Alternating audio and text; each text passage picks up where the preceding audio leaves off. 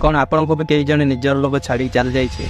प्रति आपंकर emotional attachment आप बहुत कष्ट पाँच। इमोशनल आटाचमेंट हूँ गोटे बहुत बड़ खराब एक्सपीरियंस मनीष जोटा कि मनीष को बहुत कष्ट दे था। तो यही इमोशनल आटाचमेंट पाखर आप केमी बंचे तो आपको गोटे उदाहरण देकी बुझाऊँगी। आप ट्रेन हो कि बस रे कौटी ना कौटी यात्रा करुवे